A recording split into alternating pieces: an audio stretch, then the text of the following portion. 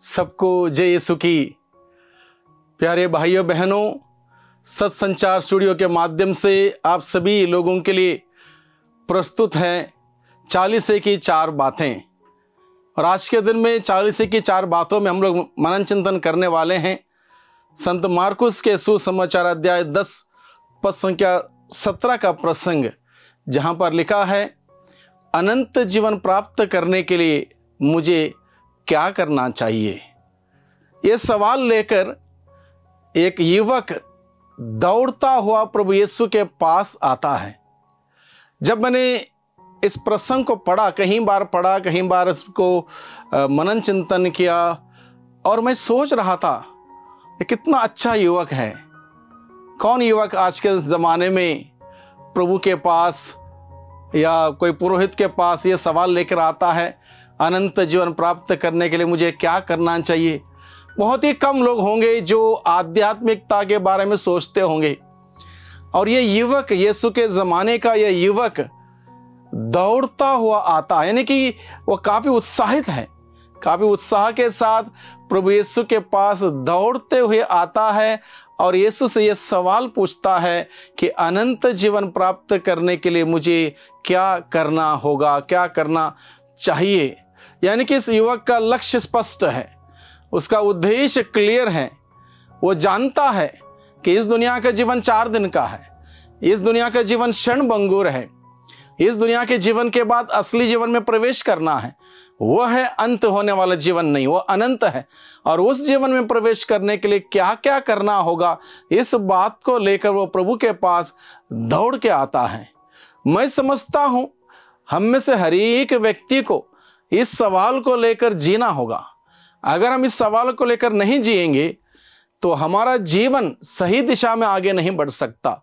हम लोग भटक सकते हैं, गलत गलत रास्तों में जा सकते हैं। इसलिए अगर ये सवाल हम सबों के सामने रहेगा, हर दिन हम अपने सामने सवाल रखते हुए हम जीवन व्यतीत करने लगेंगे, निश्चित रूप से हम सही दिशा में आगे बढ़ेंगे। और उस व्यक्ति को प्रभु यीशु ने दिशा निर्देश दिए, उसको याद दिलाया, आज्ञाएं हैं उसका पालन करो और उसके अनुसार चलो।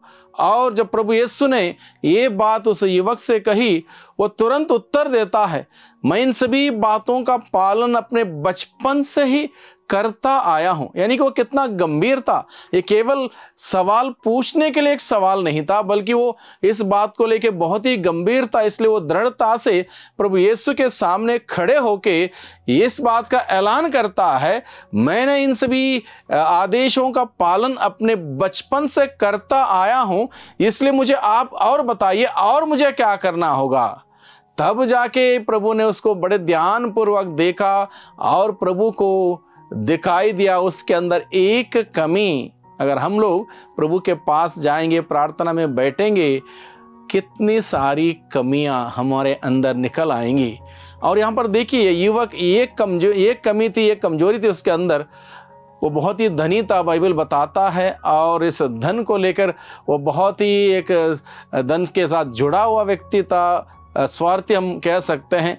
इसलिए एक कमी को प्रभु ने कहा, इसको दूर करो, ये कमी को दूर करो, तब जाके तुम स्वर्ग राज्य में आ सकते हो, यानी कि अनंत जीवन प्राप्त कर सकते हो। 40 के इस अवधि में हम सभी हैं भाइयों बहनों। इस प्रसंग को लेते हुए हम लोग मनन चिंतन करें।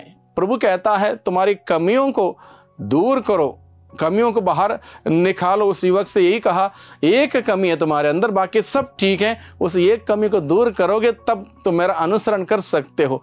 लेकिन उस नौजवान ने, उस युवक ने, उस एकमात्र कमी रह गई उसके अंदर, उसको दूर करना नहीं चाहा, क्योंकि वो धन दौलत को लेकर बहुत ही पॉजिटिव था और उसको छोड़ना नहीं चाहता था।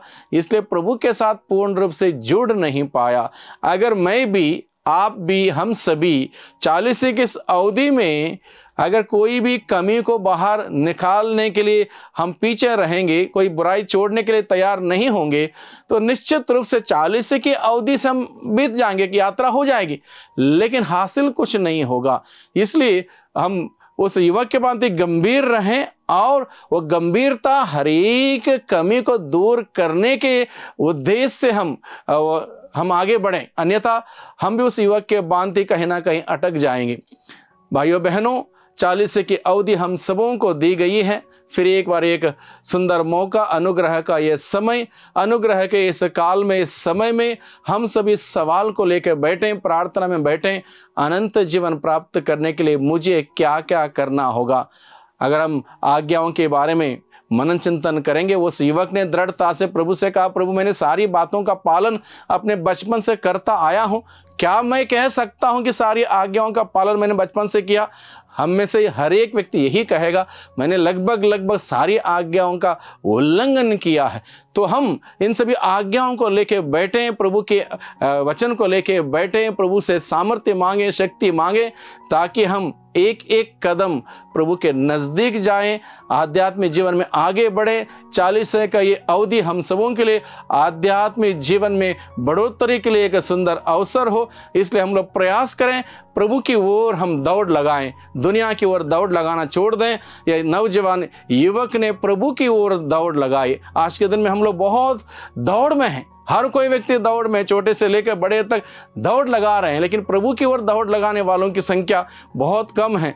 और सफलता उसी को मिलेगी जो प्रभु की ओर दौड़ लगाता है, चर्च की ओर दौड़ लगाता है, प्रार्थना के लिए दौड़ लगाता है, और इस प्रकार से प्रभु के उस सानिध्य में, अनुग्रह में बढ़ने के लिए प्रयास करने के लिए दौड़ लगाता है, वही सफल होगा। दुनिया में कुछ भी नहीं रखा भाइयों बहनों, 4 दिन की जिंदगी है, 4 दिन की माया है, इसलिए हम अपने आत्मा को सुरक्षित रखने के लिए हम प्रयास करें। इस जीवन के बाद हमें अनंत जीवन प्राप्त करना है, इसलिए उस प्रभु के वचनों को लेकर हम लोग 40 की अवधि में मनन चिंतन करें, प्रभु से प्रार्थना करें, प्रभु की ताकत और हिम्मत मांगे। आइए हमसे भी प्रार्थना करें।